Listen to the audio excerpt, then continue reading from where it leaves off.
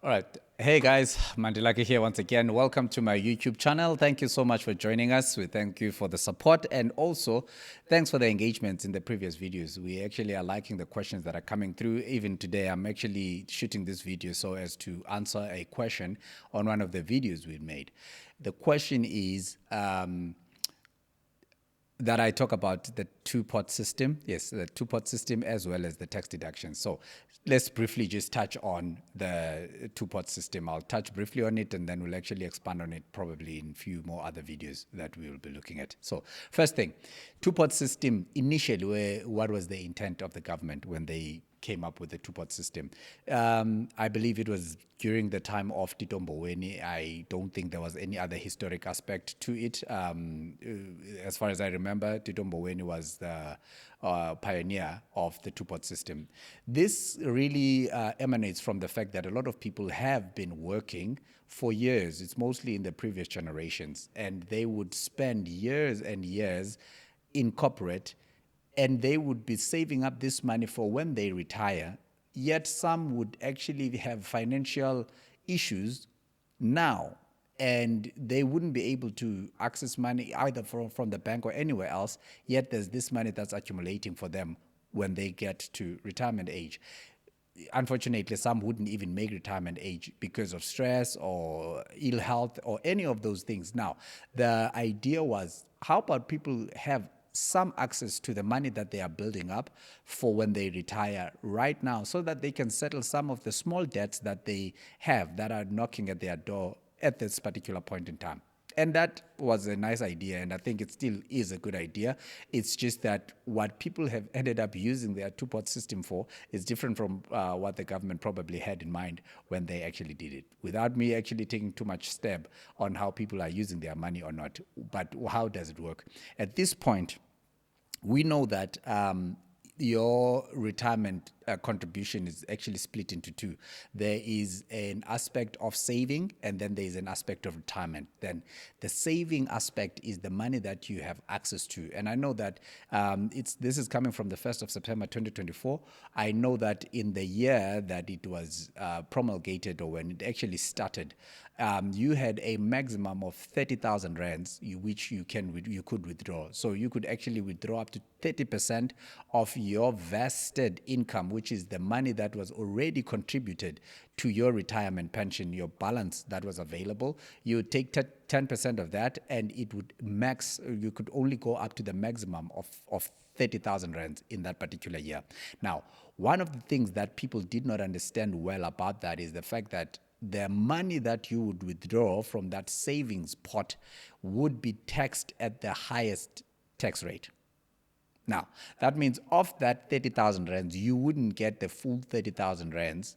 You would get the after tax, which has actually enabled SARS to collect quite a whole lot of more billions in that year than they did in the previous year, due to the fact that there was this two-pot system. Now, it works in a manner that should assist you to take care of other necessities. But I mean, it depends on what stage of life we are in, or where we are in our income brackets as people, where we can actually look at the 30,000 rands and think it would actually make a significant impact. For some people it can, for some people it's money that they take out and then they actually go out and party with it. I wouldn't advise that, but I think if ever you feel it's actually something that can help you get out of a fix at this particular point, you go for that. Now, let's actually move on then for now, because of I just wanted to touch a bit on the two-pot system. Then we go to the aspect of the access. This person was asking about how do they access the tax deductions.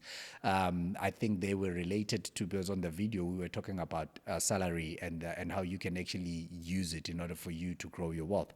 One of the things we were talking about, how we can actually max the allowances that we have, or the deductions that the government has made available to us. We know that we have up to 350,000 rands. We actually have 27.5% that we can deduct of our salaries, all right, that we can contribute towards our retirement, which is tax deductible, but that can be maxed at 350,000 rands. So if you are actually earning way more, to such an extent your 27.5% is more than 350,000 rands, you cap it at 350,000 rands. Now, what this then does is your employer most of the time has a percentage that's less than that 27.5% that they deduct from your income in order to contribute towards your retirement. Now, if you add to that retirement contribution a certain percentage from your own personal capacity, you get a full deduction for tax purposes, which then leads you to a refund when you're actually doing your tax returns. So you access your tax returns, your tax rebates when you are submitting your tax returns at the end of the year. Around about August is normally the time for August, September. It's normally August is the time for individuals to submit their tax returns. Now, in your return, you will actually include the additional amount that you are contributing towards your retirement in that return, and then SARS would pick that up, and they would definitely be also looking for the supporting documentation, which they actually have access to at this point, so they don't necessarily need you to submit anything because they will pick it up all by themselves. So that's the first one. Secondly, we spoke about the tax-free saving account. After you have maxed your retirement contribution, you can then max your tax-free saving account. We know that we have what the government has actually made available to individuals at this point, which is called a tax-free saving account. This is really to encourage South Africans to be more intentional about saving and to actually help them understand that they can start saving and invest, because you have very little percentage of people that's putting money away for a rainy day as well as for later on in life, because of some don't know much about investments. Also, others are just exposing themselves to much taxes most of the time. This is a facility that is available for people to invest in without being taxed on their growth. So whether you're buying interest-generating instruments, or you are buying shares that will actually give you dividends, or that's going to have a capital growth, or whatever the type of investment that money goes into, as long as it's in a tax-free saving account, the growth in that particular facility will not be taxed. Now, these are the rules. You have up to 36,000 rands maximum that you can contribute towards that tax-free savings account. That will not be taxed. But if you add 1 rand more to that 36,000 rands within the same period, which is from the 1st of March up until the last day of February, then that 1 rand will be taxed at the highest rate. So you have to ensure that you stick to the 36,000 rands in a year, which is from 1st March up until the last day of February.